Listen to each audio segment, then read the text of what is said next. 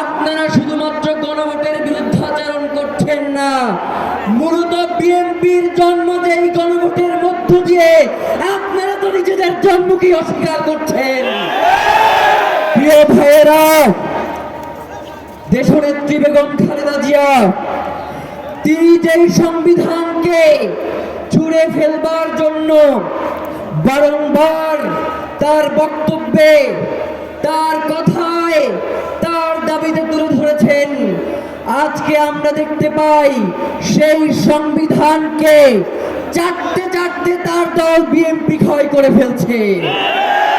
সুতরাং যেই বিএনপি তার শহীদ প্রেসিডেন্ট জিয়াউর রহমান, যিনি এই দলের প্রতিষ্ঠাতা, তাকে স্বীকার করে না, যেই বিএনপি বেগম খালেদা জিয়ার কথা রাখে না, সেই বিএনপি তো তলাবিহীন ঝুড়ি, সেই বিএনপির কোন মেরুদণ্ড নাই।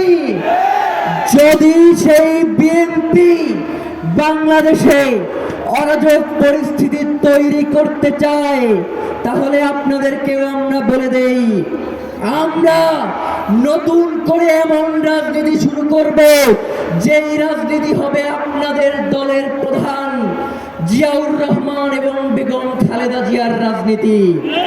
প্রিয় ভাইয়েরা, আমরা পর্দার আড়ালের কোনো শাসন দেখতে চাই না। আমরা জনগণ যাদেরকে ক্ষমতায় বসিয়েছি, প্রধানমন্ত্রী বানিয়েছি, আমরা তাদের সাথে সরাসরি কথা বলতে চাই। আমরা জানতে চাই এই প্রধানমন্ত্রী তিনি কি প্রক্সি প্রধানমন্ত্রী হবেন নাকি জনগণের প্রধানমন্ত্রী হবেন? তিনি কি জনগণের কথা বলবেন নাকি তাকে সেট করে দেয়া হয় যেই কথাগুলো সেই কথাগুলোই তিনি বারংবার বলবেন?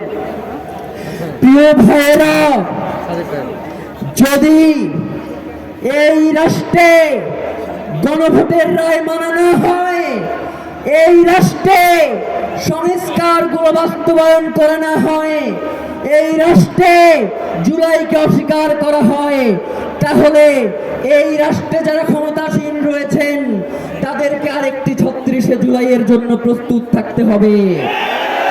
প্রিয় ভাইয়েরা, শহীদ ওসমান হাদি এই কথাগুলো অত্যন্ত স্পষ্ট ভাষায় বলতেন।